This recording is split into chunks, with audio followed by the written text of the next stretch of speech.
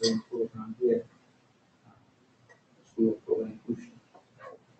I'm from Liberia originally and graduated in December 2015. Cool.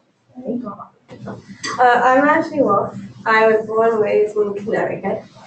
I'm originally from Connecticut. I do work for ICI. I am the research liaison for ICI. Anyway, and I just did a 2-day conference with Vermont where I gave a keynote speech for it. Oh, that's really cool. Great. I'll have to find out more details about that, because then we can write up something for social media Oh yeah, to let people know about it. Yeah. Yeah, I think John Kramer didn't do that, so you can team up with him. Okay, I'll check with John. Yeah. Is there a video? Is there a video? Oh, I don't know if there's a link or something. I'm not sure about that. We have to look into that. I'll check with John. Yeah. Cool.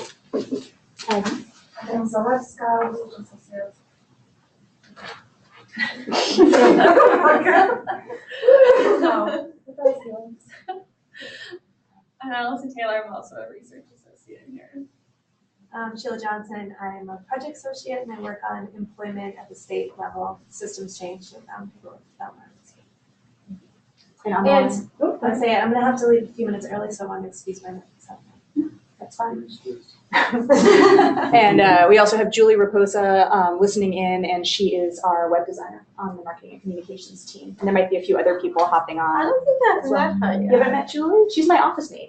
Oh, okay. Yeah, I'll introduce you. Yeah. Let's see. So, Jay, would you like to introduce yourself? Sure. I am a sociologist, and when I was in graduate school, I got very interested in bioethics. And that led to an engagement eventually with questions of emerging technologies and human enhancement and the future of bioethics. And then my wife had the very bad taste of getting a tenure track job at UConn back 20 years ago, and I became a trailing spouse, and started doing higher ed administration stuff out of my quantitative background. And so I come to you both as the Associate Provost here for Institutional Research Assessment and Planning, which I just started in January, and also as someone who for 20 years has been engaged in bioethical questions in one level or another, run to nonprofit, or I'm currently running a nonprofit organization called the Institute for Ethics and Emerging Technologies, and we used to run an organization called the World Transhumanist Association, both of which have been engaged in questions of human enhancement.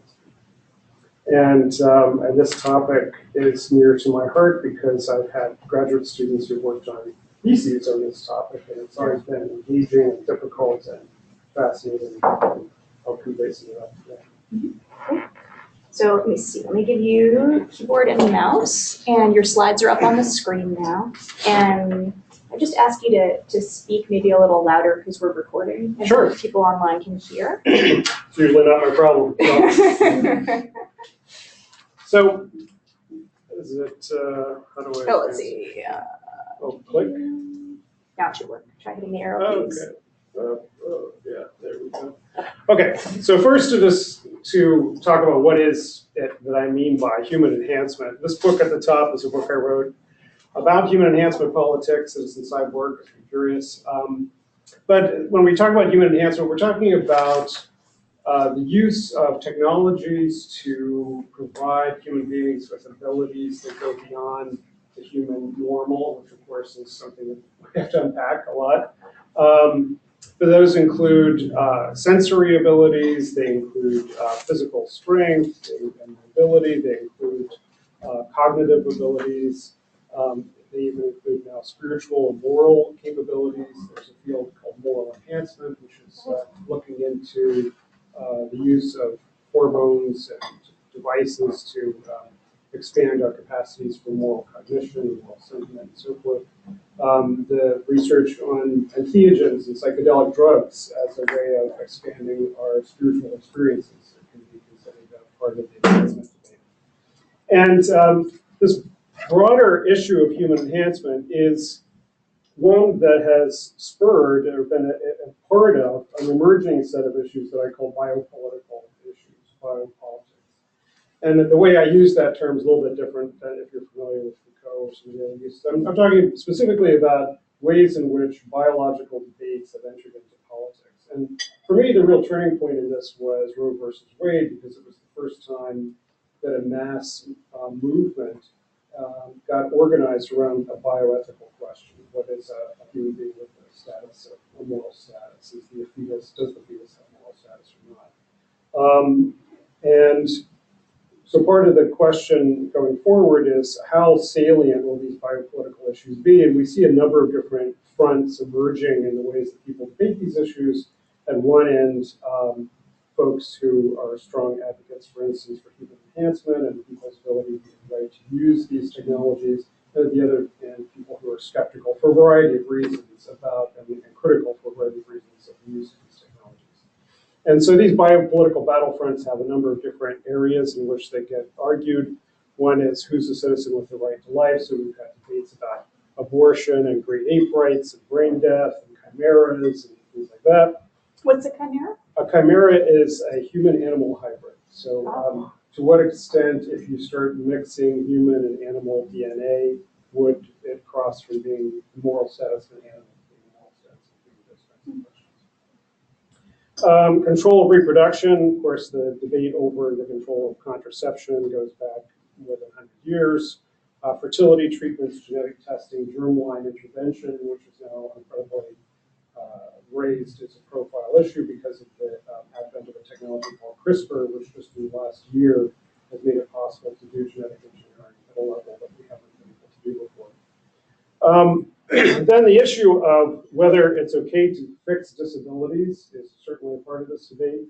And if it's and then there are those who think it's okay to fix disabilities, in quotation marks, but don't think it's okay then to move on to enhancement. So there's debate, is this part okay and is this part okay in terms of the range of technological enablement. The issues over extending life, what's a natural span of life? Is it okay to give people more than 100 years of life? And so forth.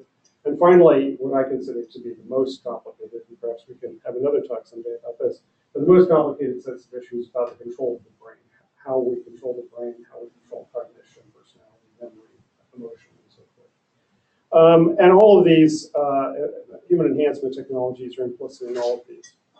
Now, in the debate between certain people and disability rights, and I don't want to over-characterize this, there are certain voices in disability rights who have made the argument against enhancement that can articulate, and there are others that have not. But one type of person who's been one of my interlocutors on this is Gregor Waldron, who is a disability rights writer in Canada. And he, among others, has argued that enhancement has an implicit ableist or eugenic focus, that it's reflective of an ableist and eugenic culture. And so you see a recent article here, this is from 2 years ago, Human Enhancement and Eugenics. This was published in the Linacre Quarterly, which I believe is a Catholic quarterly. Anyway, not here nor there, but so some activists have argued this, and of course this has raised the temperature on all sides to quite a degree. Now what I want to kind of unpack at the beginning of the talk is the way in which the social model of disability and the medical model are implicit in this debate, and what the different positions might be within this debate, and how I, as a sociologist, am trying to square the circle and come up with some kind of intermediate position. But as you know, the medical model of disability is that there's some kind of obvious human norm, and that everyone who isn't at that human norm has a problem, and that those problems need to be fixed. And that's the therapeutic or medical model. And the social model would argue that, in fact, a lot of things that are considered disabilities are the result of differences which could be accommodated in society and become either less or not disabilities at all if society is sufficiently accessible. And I think that as a sociologist, I certainly find a great deal of merit in this social model approach, and I think it also applies to enhancement.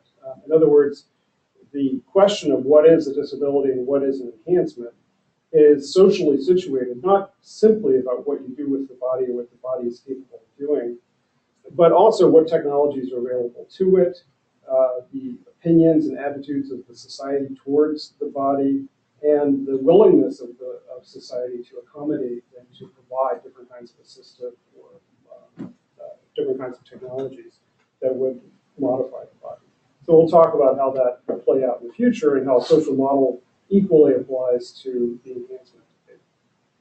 So there are two extremes, I think, that are equally absurd, and there are examples to find of both, of folks who argue that an extreme medical model would be all effort should be put into fixing disabilities, and none should be, or preventing them, and none should be put into accessibility. That'd be an extreme.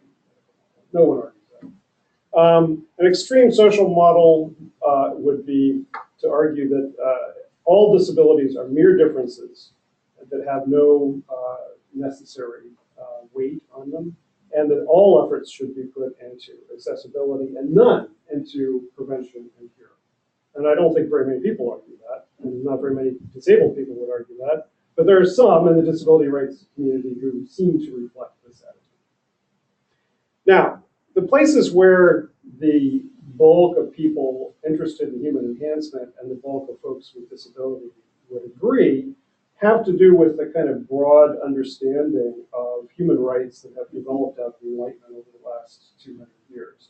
The notion of what it means to be a self-determined individual, to be able to make decisions about your own brain, your own body, your own reproduction.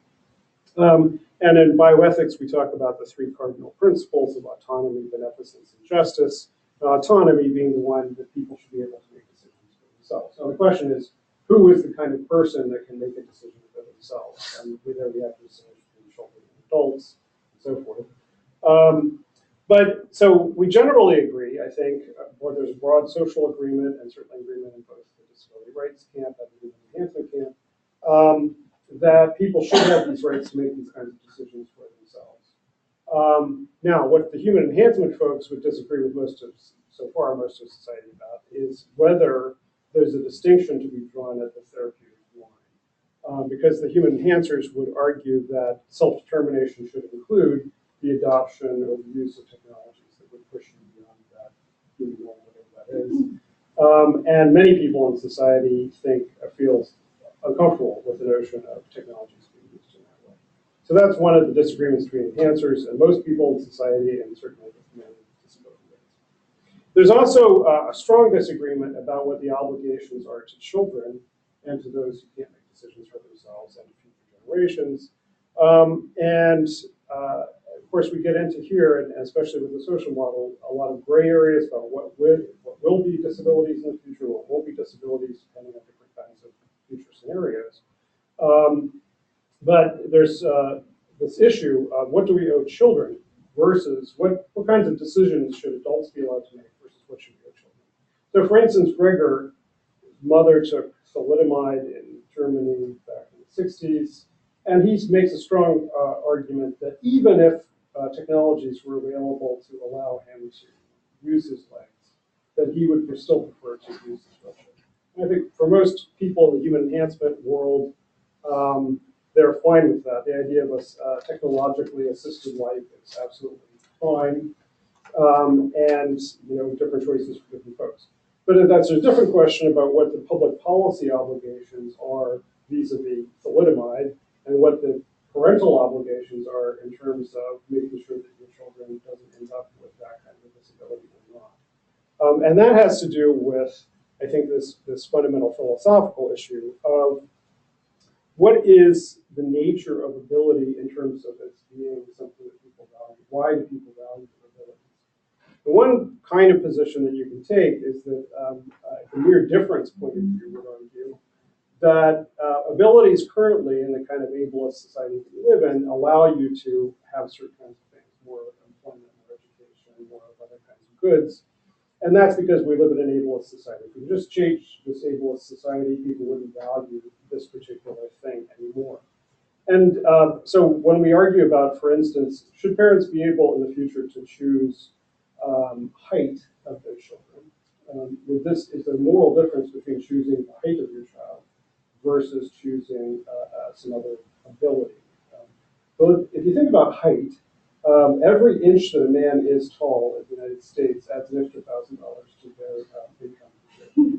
So, and I'm 5'8", and so I'm acutely aware of this, right? But so there is an interest. If you're a parent, you would generally want to have taller children because they would do better. But if everybody has taller children, guess what?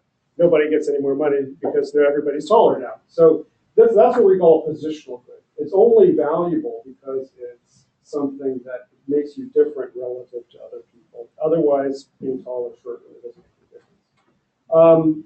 And there are other goods which are simply instrumental to other things in which we would argue, perhaps being male is valuable in our society. It's not something that we see as a moral, it's not more moral to have a male child because they're going to be able to achieve more in life. You might be able to argue in an extremely patriarchal society, you can make that kind of choice. But in our society, you should basically be focusing your attention on making society more equal rather than choosing what kind of kid's going to be able to benefit from it. Now the question is having sight or hearing or mobility, are these different kinds of goods rather than positional goods? This extreme social argument or mere difference point of view would be that they are merely positional goods. And the transhumanist community or the enhancement community or the vast majority of people, and probably the vast majority of people with disabilities, would argue that these are in fact intrinsic goods. That there's something intrinsically valuable, even if you could show me as a blind person that society would be perfectly equally accessible for blind people as for not blind people. Many blind people will probably still choose not to be blind if they had that option. And so insofar as that's the case, people have an implicit understanding that these are intrinsic goods. But we can come back to this and argue about whether this is in fact the case. Now, for many years, I've been kind of struggling out of my naive hedonic. So in terms of public policy, one of the common public policy approaches is the greatest good for the greatest number. One of the problems with the greatest good for the greatest number is that people generally get used to and rationalize whatever situation they're in. So there's the famous studies of people who become paraplegic and people who win the lottery. And basically after about 6 months, people who are paraplegic return to whatever level of satisfaction life satisfaction they were at before, and people who win the lottery return to whatever life satisfaction they were at before. So one of the problems, obviously, with trying to construct a society that makes everybody happy is, well, if everybody gets pretty happy, like for instance, some surveys show that Nigerians or Venezuelans or Guatemalans are some of the happiest people in the world, just because of their personality. They have low expectations of life, and those expectations are met, and by God, they're happy. So can you really do public policy on the basis of happiness, especially if people adapt to whatever life situation they're in? So people like Amartya Sen and Martha Nussbaum have argued for a more sophisticated understanding of the way to measure public policy outcomes, and they've argued for what's called the capabilities approach in human development. And I found this very compelling, and the capabilities approach is certainly, for both of them, consistent with a moderate social model. In other words, they would argue that it is not simply sufficient for people to have the ability to do something, but society has an obligation to enable people to have the ability to do something. So Amartya Sen, for instance, argues that you can't simply say you have the right to buy healthcare in a society. Society has to guarantee your right to healthcare in a society. So there's a social democratic focus, at least in the way that they mobilize this theory. At any rate, that's another whole talk, but the capabilities approach, I think, is consistent with this. So if you think about the principal causes of disability in the world, many of them are declining. Now, it's hard to get good numbers on what the incidence rates of disability are over the last century or 2 centuries, or whatever. But I think the common intuition is that probably there's a decline in many forms of disability as a result of the improvement in different kinds of causes of disability. So prenatal care is improving, health access to health care is improving, many forms of accident are declining that would cause disabilities, infectious diseases like polio are declining, except we've got Zika, God knows what may emerge in the future. War and violence as a cause of disability, hopefully declining. Certainly the number of per capita number of people who are subject to violence over the centuries has been declining. Workplace injuries as a result of occupational health is declining, and access to assistive technology has been increasing. And so that, to the extent that social model.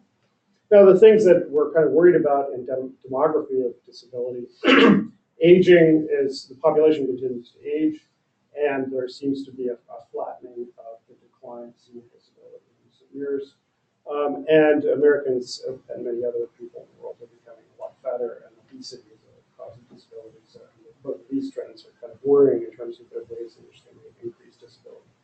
But the mere difference point of view would argue, and I try to find some examples of this, and they're very extreme examples. But for instance, there are some people with spina bifida who argued against folic acid supplementation on the grounds that why would we encourage as a society folic acid supplementation for pregnant women when it implies that having spina bifida is worse than not having spina bifida. There is that kind of point of view, right? Now, there's lots of reasons not to have wars or infectious diseases other than disability, but if insofar as having one of the principal goals of having good prenatal care is to reduce the incidence of disability, then there are some who would argue that mere difference point of view would argue against doing that. Now, so that's one whole nest of worms, is this whole issue of intrinsic goods versus not. But the vast majority of people accept that abilities are intrinsic goods. And then the question for the enhancement debate is, okay, you accept that having X amount of ability is an intrinsic good or X amount number of years of life. Why is there a difference between adding an extra 10 years of life from 50 to 60 than from 100 to 110? Or why is there a difference of adding an extra ability of mobility to accomplish your activities of daily living in your home versus being able to run a marathon sprint? Is there a moral difference to be had between these two kinds of human enablement? And so in enhancement ethics, we talk about that as the status quo bias, that people believe that whatever the current distribution of things is, that's what the normal is, and we shouldn't be pushing things up that hill. Pushing things up that hill is morally suspect. And the converse argument is, well, if we've done violence to society, if it's bad for people to live longer, as some have argued in this debate, because when you live longer, you become bored with life, and you don't seem as urgent about doing the things that need to be done, and you don't value the strawberry that you're eating as much. Then the fact that we've gone from 40 years of life expectancy to 80 years of life expectancy in the last 100 years, that would imply we should go back to 40, because then people would value strawberries more and be more urgent about doing the things that they need to do. And no one's arguing that. And that's the logic of the status quo bias. If it's okay to have gone from 40 to 80, then it should be okay to go to 80 to 120. The counter argument from a social or social democratic point of view is to say, well, yes, but there is a moral difference between going from between doing something, for instance, for a child versus doing something for a senior citizen, or doing something for someone, doing a therapy for someone who is disadvantaged in the distribution of abilities versus doing something for someone who's advantaged. And that difference comes, or that moral value comes, from the value of having more egalitarian society, more solidaristic society. So in other words, having a preferential option for the poor, as the Pope would have said, 3 popes ago, is a moral option that I think people should put on the scales. And the way that that can play out is, if we are going to start providing cognitive enhancement therapies through national health insurance, as most of the world would be able to do, unfortunately not here yet, but as most of the world would be able to do, should it be available to everyone equally, or should it be preferentially available to people who fit a certain therapeutic model of what a cognitive disability would look like and who would benefit from, to a greater degree, from those cognitive therapies? And that, I think, is a defensible public policy position. But in liberal societies, we generally don't say, so for instance, public education, perhaps we should put more money for public education into poor schools and let the rich spend for themselves. But we don't generally say, but the rich will not be allowed to send their kids to expensive private schools. We don't generally deny options for things that are above the norm because we consider it a liberal society. If you want to spend your own dollars out of pocket for that, that's your option. The public dollar should be spent on making society more equal in these things. Okay. Now, I think that's especially critical because one of the things that's happening, and I'll start talking in a second about some of the enhancement modalities that are coming down the pike, but one of the things that's going to start happening is that therapeutic interventions for people with disabilities are going to, and have already begun to, edge across that line, which would otherwise be considered an enhancement.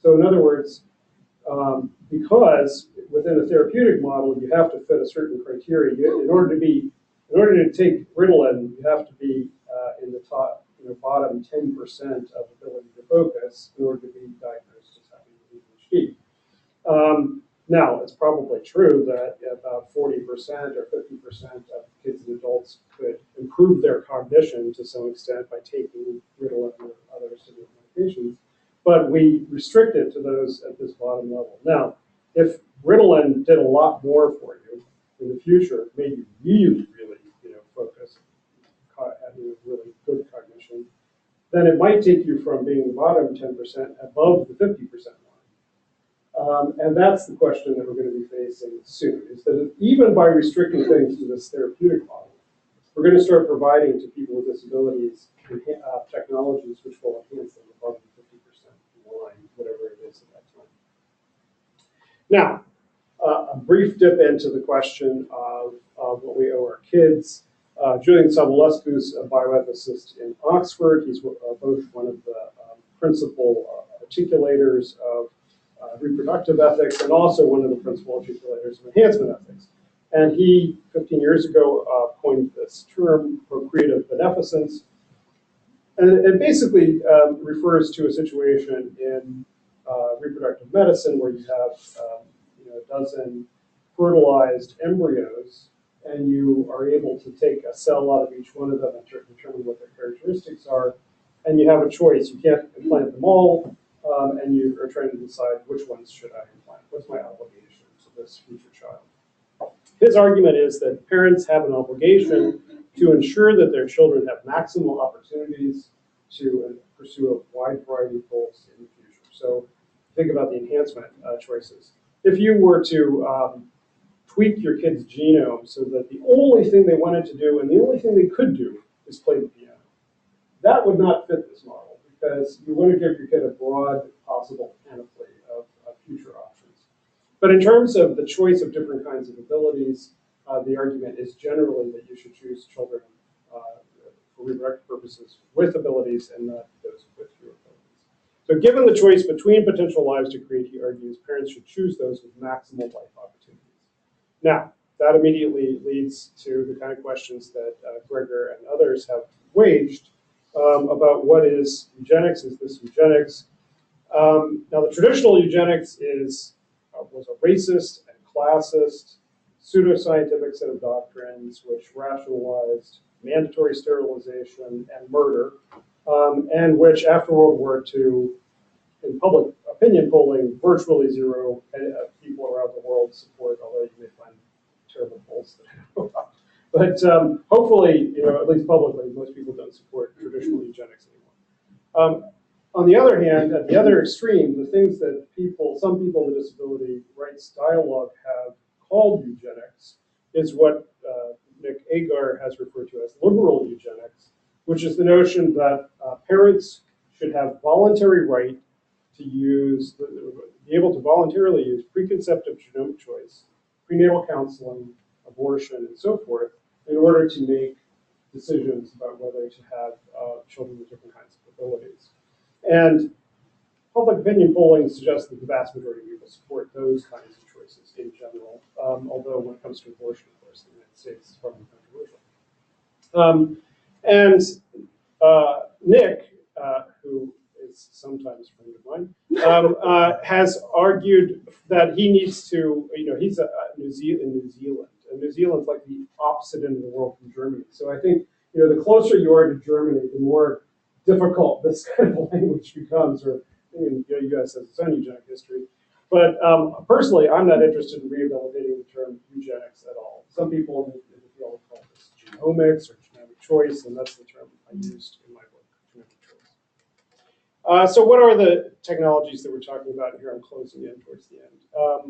Psychopharmacology, tissue engineering, stem cells, genetic engineering, nanomaterials and nanorobotics, artificial intelligence, and their interface with cognitive science. All of these are beginning to converge in various ways that are permitting technologies which will both have therapeutic applications and enhancement applications. And just to go through some of these. So prosthetics and exoskeletal robotics, down here on the left is the hand that DARPA is working on. I think it actually goes up to the forearm, but it wires, it attaches directly into the bone of the arm and into the nerves of the arm, so it can be controlled prosthetically. And you think about the $6 million man. We imagined that in the 70s, and now we're finally getting to the point of creating those technologies. So the $6 million man. Tissue engineering and stem cells are being used to rehabilitate paraplegia and quadriplegia and other nerve damage injuries. There's this interesting set of gene therapy trials going on for the follistatin gene, which this dog in the lower right-hand corner got gene therapy of follistatin, extra follistatin genes, and be buffed up and didn't have to do any extra walking or anything to do this. Now, the interesting thing about this for me is, as I told you saying earlier in the fitness talk, is that the dogs who got these follistatin genes got these muscles without having to do any extra exercise. So this is it would definitely be an enhancing therapy if ordinary people were able to get it. And the International Olympic Committee has been working on this issue for 10, 15 years, what they call gene doping. How are they going to deal with in the future athletes who come in with an extra gene for EPO, an extra gene for muscle, blood growth, or whatever, human growth hormone. But therapeutically, it's being explored as a therapy for muscular dystrophy, and will also have applications for senior muscle wasting. But it would also have an enhancement application.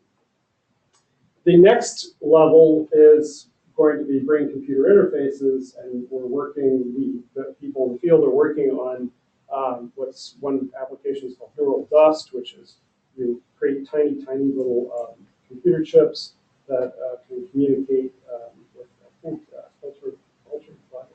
forget what exactly the communication modality is, but basically you sprinkle them in the brain so you don't have to do a lot of invasive mucking around inside the neural tissue, and they start communicating with the brain.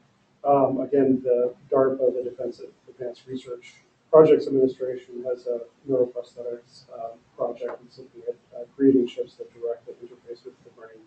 And this is actually from 10 years ago, this chip that was being pioneered, I think this was from Duke, where they were putting that 100 array chip into the motor areas of the brain, allowing people with locked-in syndrome and quadriplegia to directly control computer monitors and wheelchairs and so forth.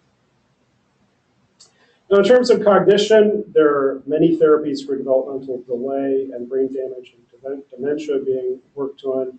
And we're already in this debate, as I've mentioned, around ADHD. I was diagnosed with ADHD when I was in the 3rd grade. And my mom was an early lobbyist for the children with learning disabilities. And so I've been immersed in this debate about who should be taking these drugs and why. Ever since then, I'm a strong believer that stimulant medications have benefits for folks. And as I said, I think they probably have folks for a much wider spectrum than those who currently fit a clinical profile of ADHD. And a lot of college students are finding that taking these drugs on a one-off basis to finish a paper or take a test is having some benefit. Now, the problem with ADHD drugs is that they are stimulants, and they do have some downsides. But there are new drugs that are in the pipeline, like Provigil, as an example, which you've heard of Provigil? Yeah. Yeah, I've heard of it. Very common. Yeah, and so Provigil has some of these same cognitive benefits, but without the heart palpitations, suppressed appetite, difficulty sleeping, and so forth. So we're going to get better and better drugs that do these cognitive things. And then I also, as I mentioned before, we're going to have these devices in our brains which will begin to communicate with computing in various ways.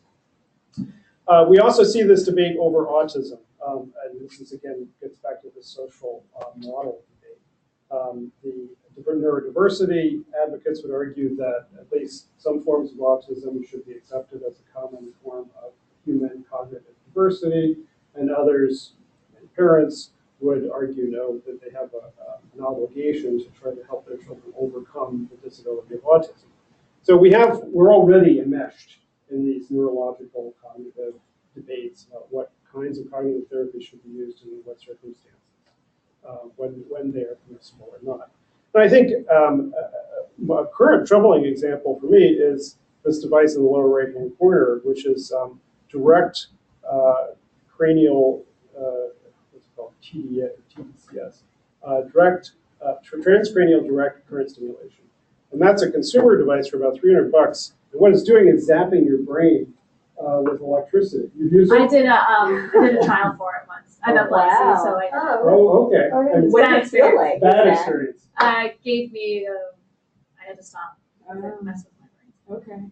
Well, as you probably know, I mean, the idea that you can be able to just like randomly put these electrodes on your brain and hit the right parts of your brain, and everybody's brains are the same, and it's pretty squishy science. And in fact, recent research shows that people are actually dumber when they use these. They do math problems slower, et cetera, et cetera. So that all the hype around these devices was placebo effect. And so, we have a haphazard regulatory regime around medical devices in the United States. So this is one of the risks. Okay. But eventually, the trajectory of those chips in the brain, those brain-computer interfaces I was talking about, I think is, at least I believe in this technological scenario, that we're going to have smaller and smaller robots. Eventually, they're going to be able to interface with parts of the brain. They're going to be able to self-replicate. And our brains will be able to have millions and whatever billions we'll need to interface with the brain, backup functions, supplement functions. We already have an artificial hippocampus, which is so people who have various kinds of brain damage lose the capacity to form memories. DARPA has been able to work with scientists who've been able to create artificial chips that supplement with a functional hippocampus. You imagine having a billion distributed little robots and computers in your brain to do something similar. It could be a very interesting future in which instead of having a huge Oculus Rift that you have to put on your head to do virtual reality, you just say, hey, can we all have this meeting on the beach? And we all push the right button in our brain, and we're all on the beach, seeing each other on the beach. And it could be a very interesting future. Not to mention being able to back up your memory and have perfect recall. Therapies that slow aging. This summer, the Food and Drug Administration approved the first trial of an anti-aging drug. They've never approved a trial for the purposes of testing the anti-aging effects of the drug before. In the past, you always had to attempt to demonstrate that you were trying to cure cancer or heart disease or stroke or something like that. And this summer, they said you could do it near Barzilai at Albert Einstein, could do a clinical trial of the drug metformin, which has been used for diabetes control for the last 60 years. We absolutely know everything about metformin we need to know, except whether it is an anti-aging drug. Because all the research suggests that people with diabetes who take metformin live longer than you would otherwise have expected, given everything else that's going on. So the trial is to look at if it reduces the risk of cancer and heart disease and stroke and so forth. And this is just the first of many. There are dozens and dozens of chemical pathways and potential drugs which are being experimented with to slow down the progression of aging. And if we're able to do that, most of the causes of disease and disability in society have to do with aging, with obesity, diabetes, hypertension, heart disease, immune system, cancer. All of these are related to a risk factor of the disease process called aging. So hopefully this will work with it. Now, you probably are quite aware of the debate over cochlear implants in the deaf community, and the debate being that they argue that it's a part of a kind of ableist genocide against the deaf community, that parents, many parents, the majority of children who fit the clinical profile for the cochlear implant are receiving cochlear implants in the United States. And as a consequence, Braille and, or not Braille, I'm sorry, sign language and other forms of things that are central to the deaf community have been in decline. This also will verge over, is already verging over into the enhancement territory. There are now Bluetooth hearing aids that work with phones and MP3 players. We've got hearing aids for people who don't have hearing difficulty, who want to be able to hear extraordinarily acutely in crowded situations, who find it disturbing to be in a party with the person next to them. They can just tune this special hearing aid and hear the person right next to them. We have hearing aids that allow you to hear in ranges that adults are going to use. I don't know if you've ever done this experiment, but listen to high-pitched things that your teenagers can hear. You lose it at about 20. You can have that again if you really want it. I'm not sure. Stem cells and gene therapy for blindness. These are just two recent headlines. Gene therapy could help those with macular degeneration. That's from 2 weeks ago. And a Baltimore woman, once blind, regains vision after retinal stem cell surgery. Now, That's impossible. well, as I said, there's this new gene therapy technology called CRISPR, which is making possible targeted gene therapies.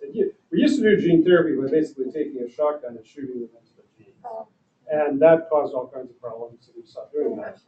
Now we've got basically scissors that go in and very precisely cut out and replace parts of the gene. That's called CRISPR. And that's allowing us to do all kinds of new and interesting things. Now, this guy on the right is basically an idiot, but he decided that he wanted to be able to have night vision, and so he convinced somebody to inject his eyes with chemicals that allowed him to see as if he was wearing night vision goggles. And, right, without any medical supervision or understanding what the risks are, but this is what's called DIY bio or biohackers or grinders, people who are doing these kinds of medical experimentation. Huh? Was he okay at the end of this? Yeah, it went away after a while, and he was still okay. But it was a dumb idea. I'm trying to help. But in the near future, we are going to have artificial eyes that will allow. Right now, we have artificial eyes, but they're basically like 100 dots on the computer. But wired directly into the neural parts of the brain, to the auditive visual parts of the brain. But in the future, as Geordie LaForge had, he had a visor to do all kinds of things, and he was once given in Star Trek the option: you could have your eyes back, or you could keep your visor. He said, "Prefer the visor. It's better than the eyes I had." So I think we're going to get there someday. Now, this is my second last slide. Humans 1.0 in the future, because of these technologies, will become disabled. That's a part of the social model here. Because these technologies will push the boundaries of what's ordinary up, humans 1.0 will become disabled. And then the question will be, how widespread will the access to these technologies be?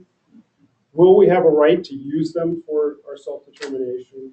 And will we maintain accessibility? The same questions the disabled community face now. Will we maintain accessibility for education, employment, and so forth for the unenhanced? Right? Now, I'll just give you the final example here of literacy, which raised a lot of the same questions, which we don't usually think about in this context.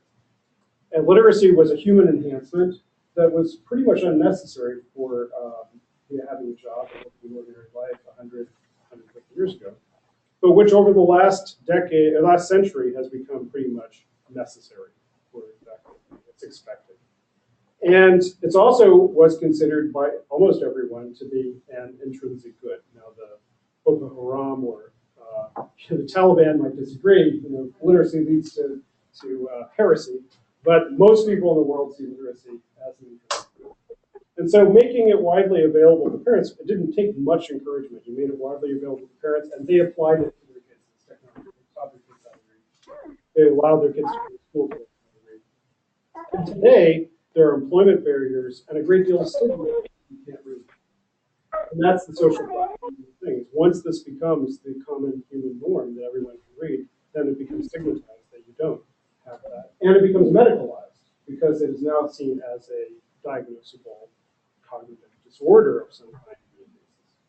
And so the question is, if we're in the same situation with literacy, should we think differently about these future technologies? Should we be anxious if we consider the literacy case to be illustrative, that was okay?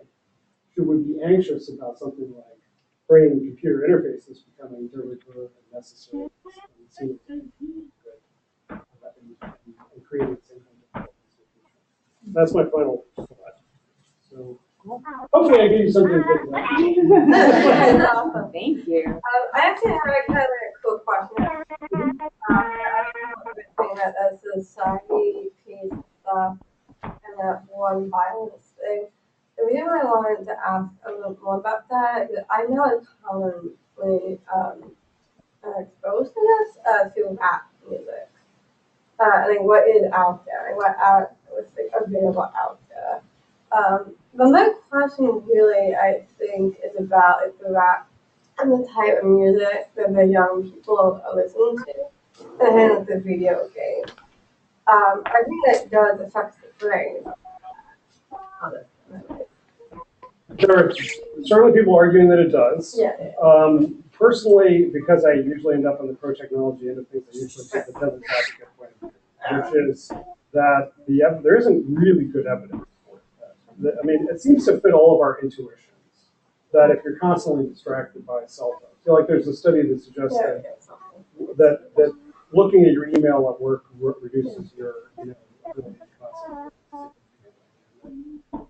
The attention spans for being able to read have gone up because people are used to short little bites of information.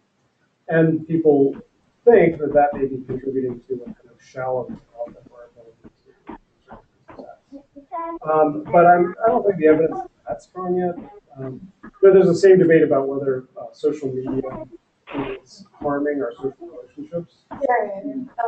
But then at the same time, the more friends you have on Facebook, it turns out the more face-to-face friends you have. People who are popular in real time are also popular on Facebook. So I don't know. Maybe that we're learning a new kind. Like I haven't read cover to cover a book in a long time, but I read a lot of stuff and I know about a lot of books, right? And so it's like a new kind of scholarship. It's a new kind of research that we do, and I think that's probably the way to. But yes, there are certainly people who think that we're all harming our brains.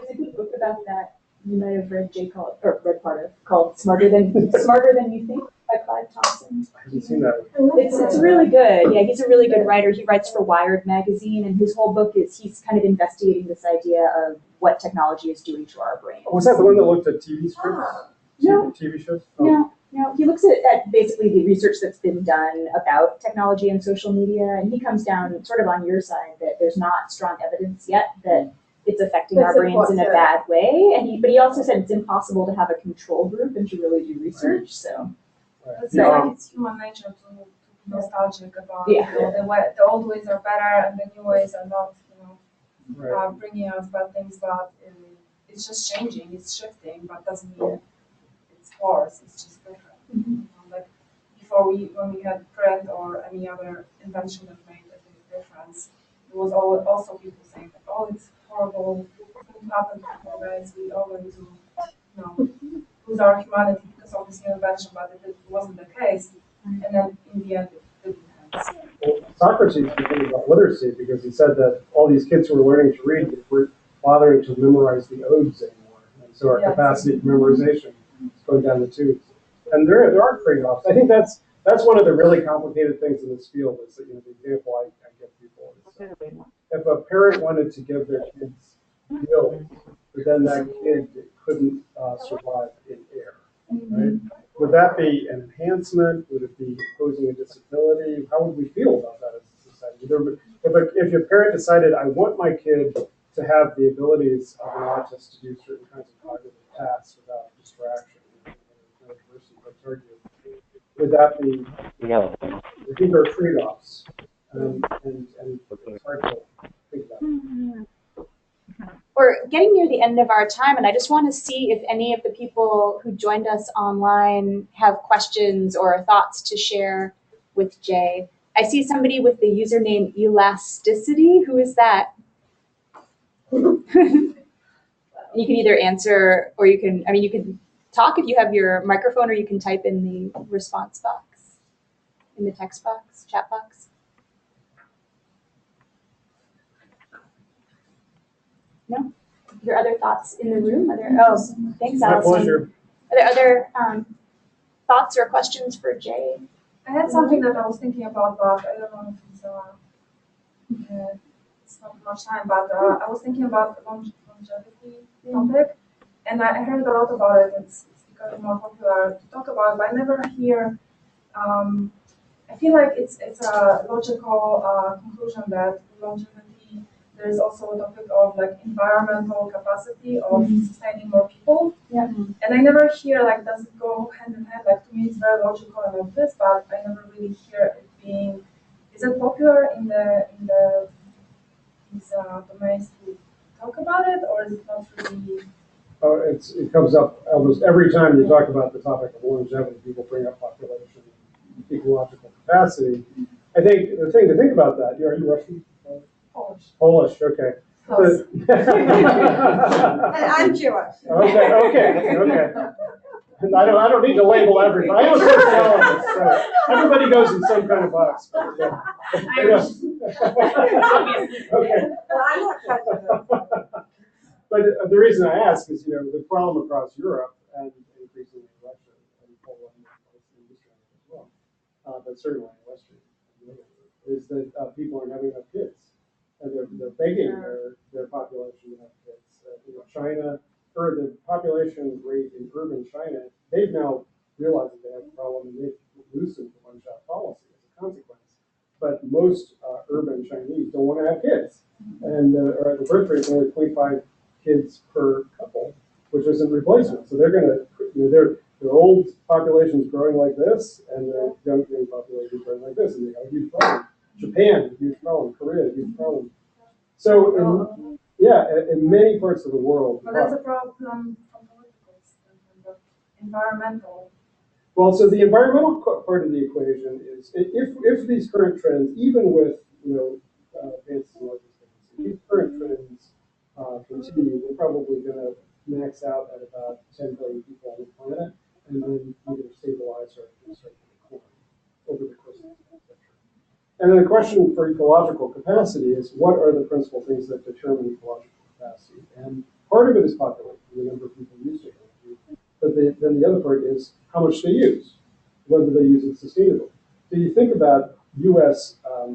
Energy and oil consumption over the last decade, we're no longer dependent on Middle Eastern oil, principally because of the advances in cultivation. You think about industrial uses of energy and other unsustainable goods, and they are capable of tremendous advances in conservation.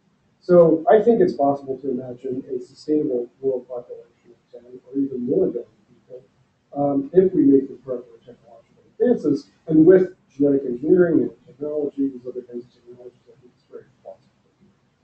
I just feel like there is not enough interest in taking on these environmental enhancements. There's more focus on individual, but people don't seem to think. I mean, there's talk about it, but it doesn't seem to be as popular. I feel like people don't feel urgency about it, but there should be more, because I really feel like we are not talking about people simply about it. That's my opinion. I think you're right. I mean, I think there's a huge collective, what we call in sociology, a collective action problem between the developing world and the developing world. Is that for the developed world to say, hey, I know we're using 20 times as many resources as you are per capita, but really, India, you have to clean up your mess, because if you start using as much as we do, things are going to be really bad. And they said, there's a problem there, and that's we need stronger transnational governance and transnational treaties and agreements for all kinds of things, international security, nuclear proliferation, and so forth. And this is one.